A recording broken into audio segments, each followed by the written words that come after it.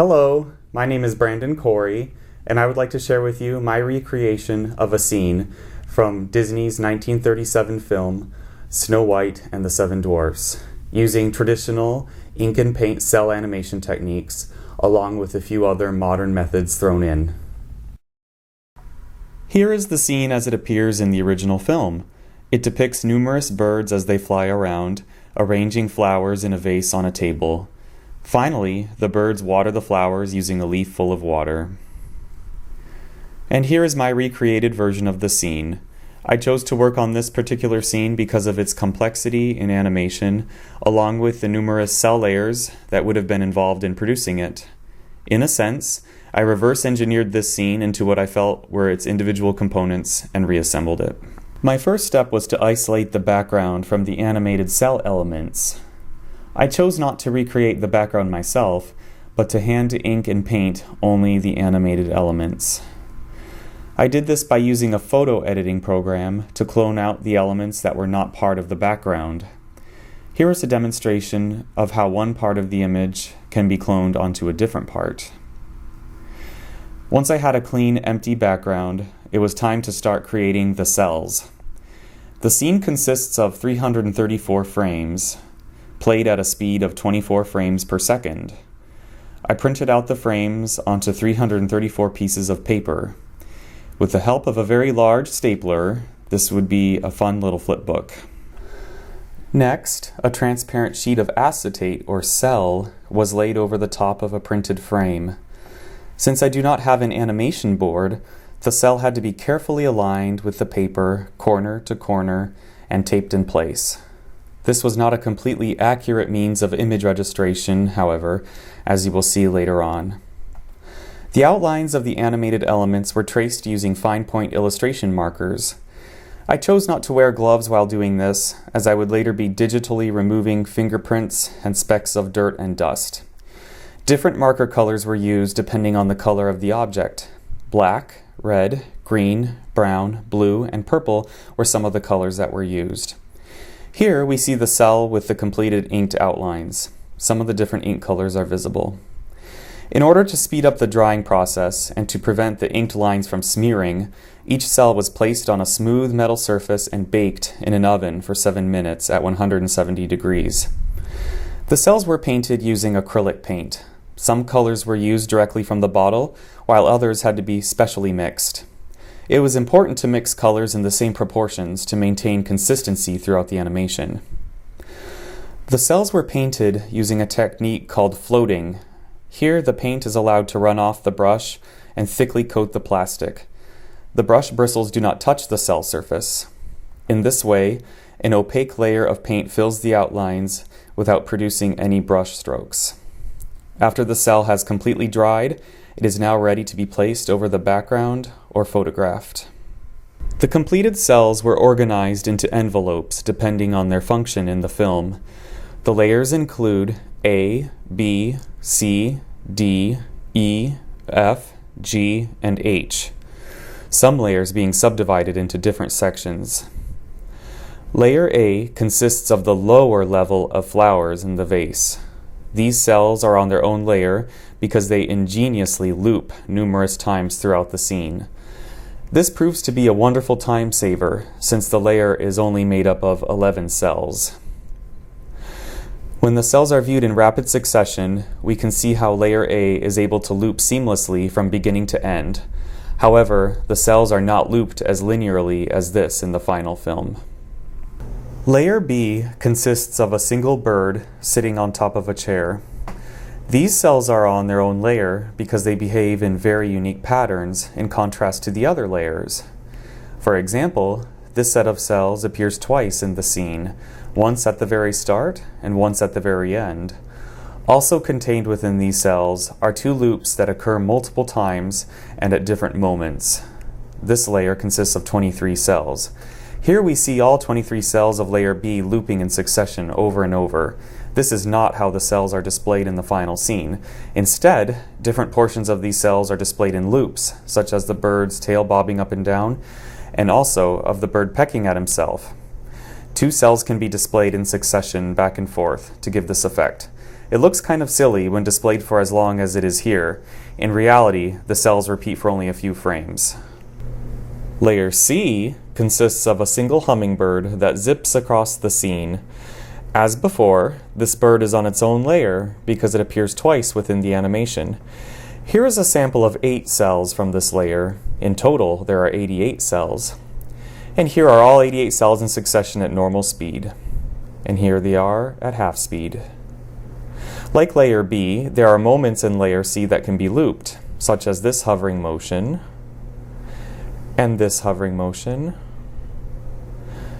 and this hovering motion. Layer D is made up of cells that update every other frame during the animation. Instead of displaying at 24 frames per second, they are displayed at half the speed, 12 frames per second. Here is a sample of 14 of the cells in layer D. In total, there are 92 cells. And here are all 92 cells displayed at 12 frames per second. You may notice that certain birds may appear and disappear without warning. That is because they are transferring over to another layer at a different frame rate or to another loop. Registration also proved to be a real challenge in this layer. You will notice that the birds standing in the circle on the table are slightly jittery. This is an artifact of not perfectly lining up the cells with the paper as I trace them. In this slowed down version of the original scene, you can see how some elements are updated every frame, while others are updated every other frame. Different layers. And of course, layer E depicts objects that are updated at every frame, 24 frames per second. It serves to be the meat and potatoes of the animation. Here is a sample of 10 cells from layer E. In total, there are 251 cells. And here are all the cells displayed at normal speed. It's a bit difficult to look at because they are not being displayed completely in order. There is also a moment in layer E where 4 cells are able to loop over and over. In the actual animation, they only loop once. Layer F depicts the upper layer of flowers in the vase. It consists of 2 parts, totaling 108 cells. The first 83 cells are being displayed here and repeated. You can see that as the birds drop the flowers into the vase, they appear in this layer. This is because they begin to move in a different way from the birds. Falling leaves also make up part of this layer. Here, you can see how layer F is able to join layer A to form a complete bouquet of flowers. And these cells here are the final 24 cells of layer F. They are unique in that they are able to loop seamlessly to form a repeatable animation. You can also notice that as each cell is laid down, the background becomes more and more obscure. Finally, here is a view of those 24 cells being displayed rapidly. They occur at the moment the water strikes them. Though they loop only once in the animation, it saves time in that 48 cells don't have to be produced instead. Layer G is unusual in that it depicts the highlights in the falling water. Here, as we alternate repeatedly between 2 frames, you will notice that the highlights in the water are changing, but the actual shape of the water remains the same. Thus, the highlights move independently from the water. Here is a sample of some of the 31 cells that make up this layer. They were made by dry brushing streaks of white paint onto the cells. And here they are, viewed as a separate animation. Finally, layer H depicts different numbers of leaves as they fall onto the table and as they are later taken away by a hummingbird. I have also included a few extra leaf cells that I accidentally forgot to add in numerous cells of layer F. There are 17 cells in this layer.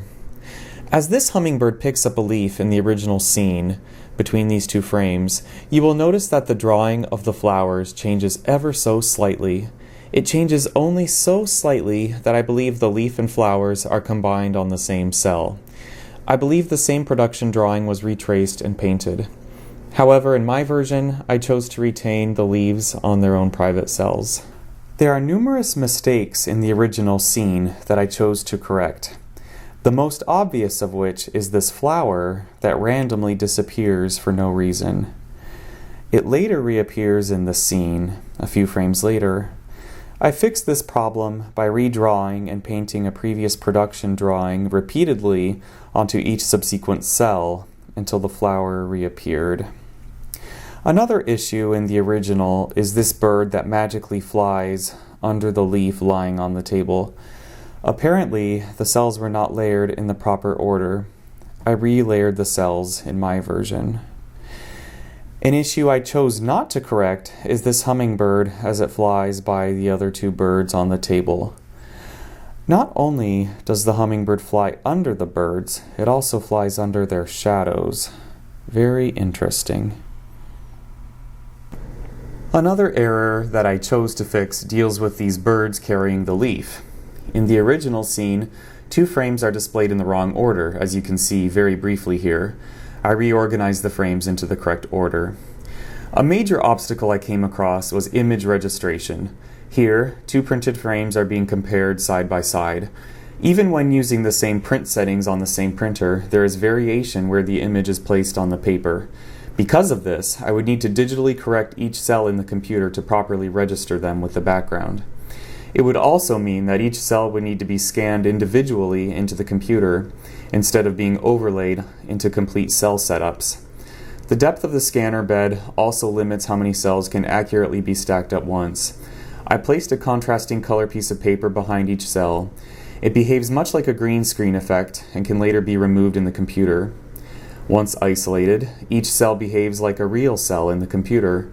They can be overlaid and digitally composited together over the background.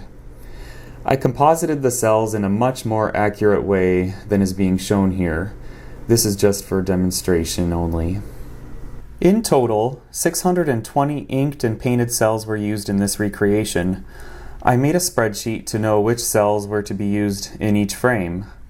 Layers A through H are displayed in the spreadsheet, and if a cell is to be used, its associated number is listed.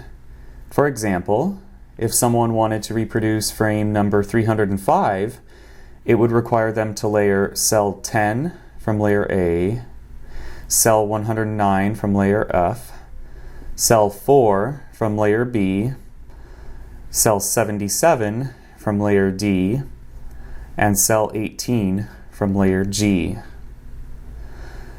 It took just over 4 months, working 4 to 12 hours a day, to produce this entire scene recreation. It cost approximately $430 in materials to produce, though this is all an estimation. Along with this project, I have also enjoyed inking and painting cells of other characters.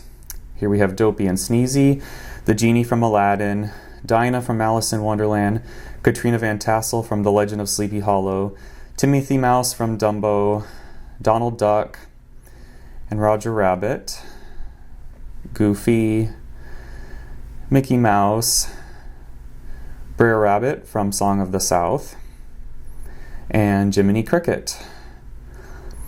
I've also done a few cells of Snow White herself.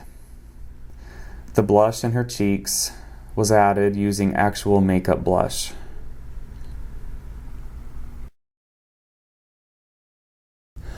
Thank you very much for watching, and I now conclude by presenting you with the original scene along with the original soundtrack, followed by the recreation along with the original soundtrack, and finally followed by the recreation in very slow motion. Thank you very much.